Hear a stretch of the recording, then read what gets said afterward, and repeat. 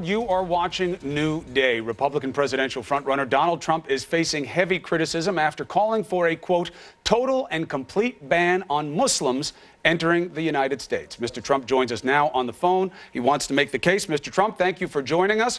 Your proposition is plain: ban all Muslims until we can figure out what's going on. People are asking you how you would do that. I say let's put that to the side. It's irrelevant. It's about the concept. You have leaders from your own party in the key states of Iowa, New Hampshire, South Carolina. You have galvanized political rivals all saying this is un-American and extreme and that it makes you a fascist. How do you respond? Well, I totally disagree. You take a look, Chris, at what's going on, and it is disgraceful. First of all, people quickly forget World Trade Center 1, World Trade Center number 2. First of all, people quickly forget World Trade Center 1, World Trade Center number 2. And you take a look at all of the things that are happening, having to do with the problems. Now you have the problem in California where, and miraculously, $28,000 just put into this guy's account. This horrible, person, this killer, this maniac, into his account.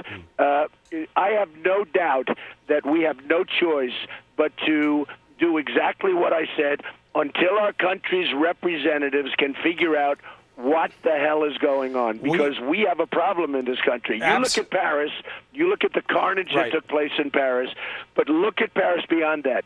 Paris is no longer the beautiful, gorgeous city with all. Paris has a tremendous lot of problems. And they have areas in Paris that have been radicalized where the police refuse to go in and look at it. We are well aware. Take part in it. You look at London. You look at other places. We are well aware. We are well aware. But, Mr. Trump, here's the point. No, wait a minute, Chris. You're well aware. You say that so routinely. You're well aware. Well, because I've been on the ground. I've been in those communities. I've talked to the French authorities. It's totally out of control. Well, it's so dangerous. That's what you say. The police are all over that country right now, and they're doing a lot of policing. But more importantly, to your point, I would say it is the opposite reality. You see the French being more embracing of people around them. You see them living their lives. You see them refusing to accept fear as a basis for behavior. Whereas here, what you're doing in the country that is known as a symbol of freedom is saying we're too afraid to be inclusive. We're going to reject the promise of America and ban an entire religion, even though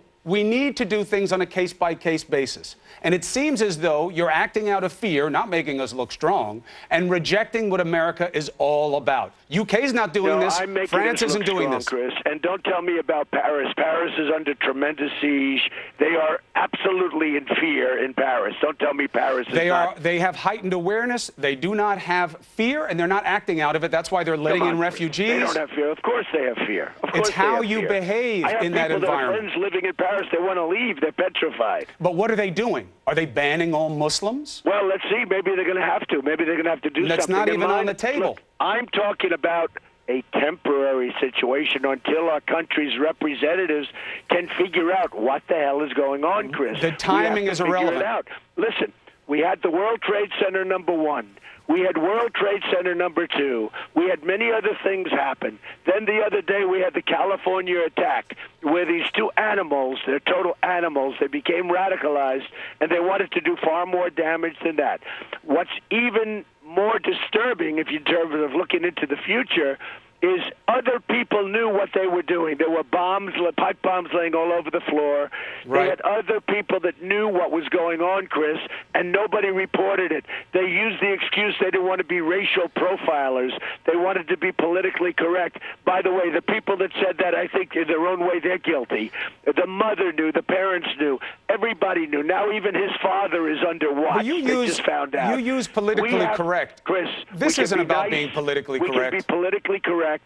But this isn't about being politically correct, and we should solve it, because you're going to have many more World Trade Centers if you don't solve it. Many, many more, and probably beyond the World Trade Center. I don't see the point of scaring people with the possible when the reality is we haven't had another World Trade Center. You and I both lived through it. We both lost people there. We know what the real deal is. We know who celebrated and we didn't. We know what's scaring people and what the reality is. We haven't had those kinds of attacks. The security network has held up, and one of the reasons is our unity as a people. And I don't understand how you can see banning an entire religion as a way of saying anything other than we are what ISIS says we are. We want a war against Islam. That's who America is. And as you know, or you should know, that is not who America is, Mr. Trump. Chris, we are at war with radical Islamic terrorism. Right, we not are at war all whether Islam. you like it or whether you Not don't like all it. Islam. We have a president that made a fool out of himself the other night. He doesn't even mention the term. He refuses to use the term. Nobody understands why. Hillary Clinton, because she's afraid of the president because of her email scandal, Hillary Clinton refuses to use the term. If you're not going to even use the term, you're never going to solve the But problem. I don't get how you connect these dots because of the email scandal. Put it through your head. Look, they are looking everybody to come knows over. who we're at war looking with. to do great damage. You look at what's going on in the Middle East. They're chopping off heads. They are looking to come over to other places too. And they want the jihad. Right, it's very simple. But you're they saying, want the jihad. What does that mean, they Chris, want the excuse me, jihad? Chris. Well, you can't just throw out notions without any kind of checking of them. You know, this is what got you wound up on the Philadelphia Inquirer front page, like Hitler. They got you in a personage of Hitler right now, a characterization of that. Philadelphia Inquirer, another newspaper. Well, I know you're going to disparage whoever Listen, criticizes you, and I'm waiting for that as well. But here's the from point. the Center for Security Policy released data showing 25% of those polls agreed. Now, these are Muslims living in the United States. Yeah. 25% of the Muslims living in the United States agreed that violence against Americans here in the United States is justified as part of the global jihad. Donald, And we 50 wouldn't even put Chris, that let me poll on finish. the air. It's a hack Chris, organization can I with a finish? guy who was dismissed from the conservative circles for conspiracy theories. You know that. It's No, as bad not. as those And you know cop what? stats Take you a put look out at the there. Pew poll. Take a look at the Pew poll. The Pew poll was the same thing, highly respected, and the Pew poll had terrible numbers too. But listen to this. Go a step further. Please. 51% of those polled agreed that Muslims in America should have a choice of being governed under the Sharia. Now, if you're talking about horrible stuff here, Chris, now we can close the eyes, we can put the blinders on, but I don't choose to do that. Now, is it temporary? Yes. It's until the country's representatives can figure out what is going on. Our country's representatives cannot figure it out. Now, the problem I have with that is they couldn't even build a website for Obamacare after spending $5 billion. So how do they figure anything out? They can't figure anything out. That's not fair. That's Well, not it's fair. true. Our It's security true. network is the best in the world. If you ask people who are in the business of keeping us safe, they say the idea of banning Muslims does nothing to help and everything to hurt. They're the experts. That's what they say. They think this idea is stupid. When you say that, so I spoke before an audience last night, a massive audience last night. Right. Your people were there, thousands of people inside, thousands of people outside. They couldn't even get in, and got standing ovations as soon as this was mentioned. Standing ovations. Now, Of course you did, Mr. Trump. These are your people. I mean, I have standing ovations from very smart people. These are intelligent people. These are great citizens. These are people that are concerned about our country until our country's representatives can figure it out. Now, Chris when they Christie, figure it out, Jeb but they got Bush, to figure it out. You the have heads of the many party in wise Iowa, guys. New You have- Hampshire, and don't South call them Carolina, they all masterminds, say because, this is you wrong. guys have a tendency to call these guys, they're not masterminds. They're not even smart people. You keep I calling didn't call them them mastermind, and by the you're way. building them up, and then you wonder why kids want to go into ISIS. The fact is, until our people can do something about these horrible people that want to do damage to our country, real damage to our country, then I think it should stay in place. But it's temporary until we can figure that out. But you have just about all of your rivals, except Rand Paul, and even that's qualified.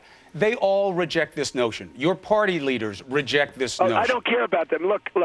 Well, who do you care I've been about? a politician Do for you 6 have to months impress because I'm anybody doing but what's yourself right. with these I'm doing ideas? what's right. I don't care. I mean, maybe How do this you know would what's be good right for to me, exempt maybe an it will be bad. entire I don't even class of think of it people, that an way. entire I religion? only know this.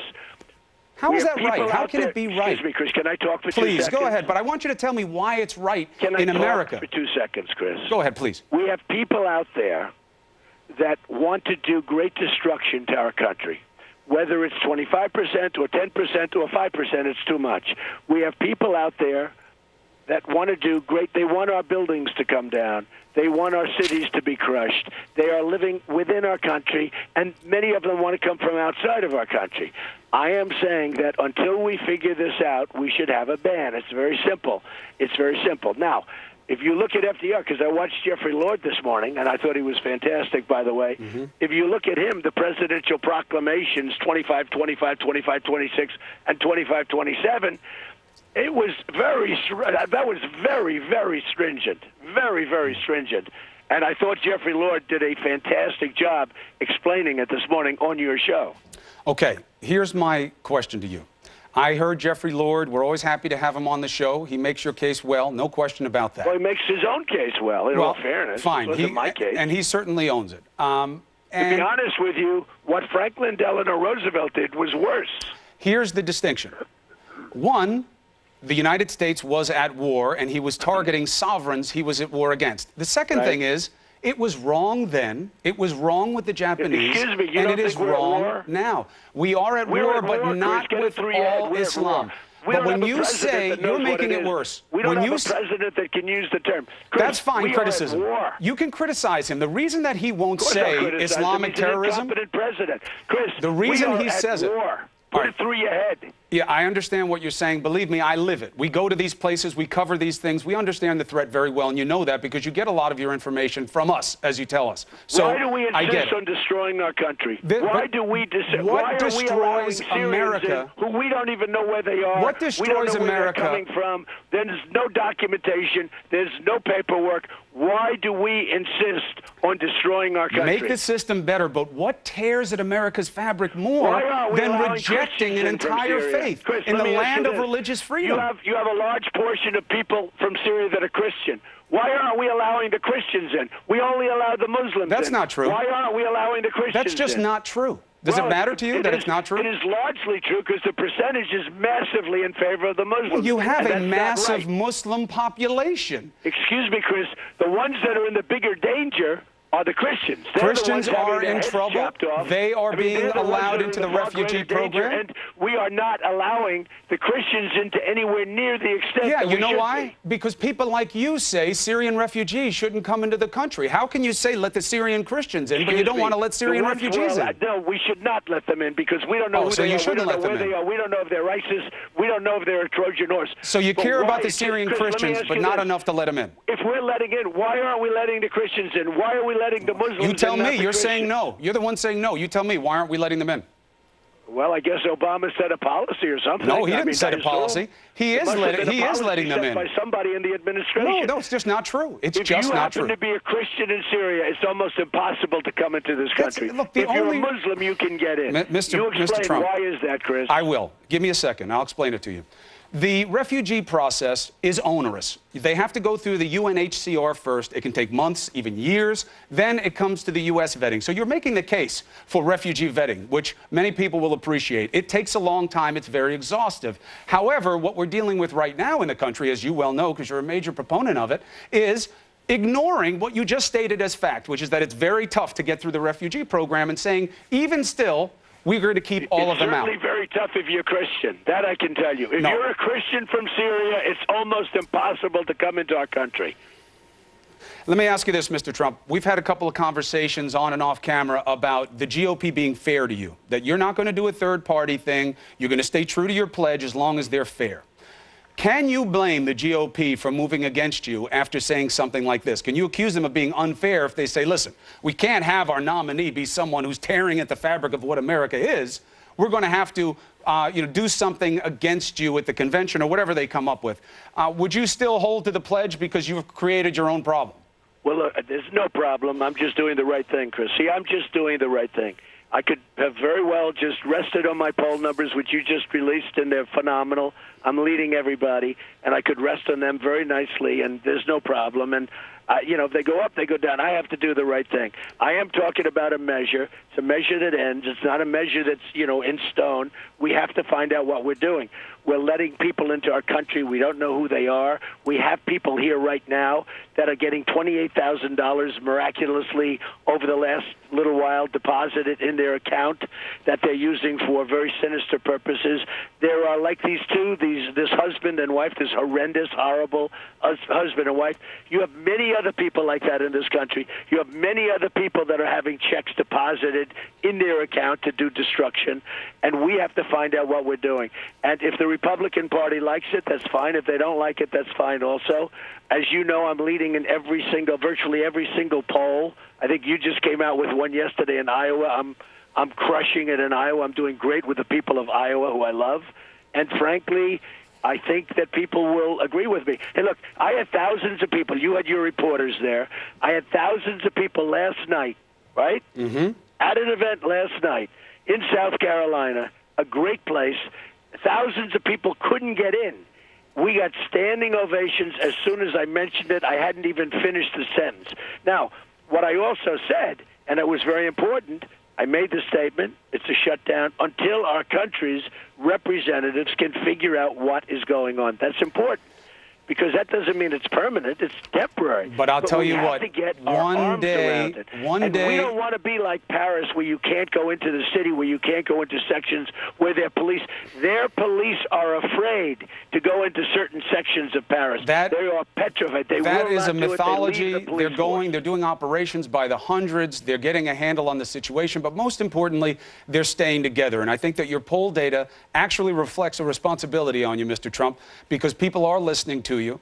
And America is great because it is united. Our diversity is our greatest strength. To me because I have common sense. That's why. Because most of these politicians, this doesn't sound like common sense to a lot of people. Or common sense, and that's why I'm doing well. I have common sense. I know what has to be done, and we don't want to have a situation like Paris, and we don't want to have another World Trade Center, which, by the way, they tried to knock down twice.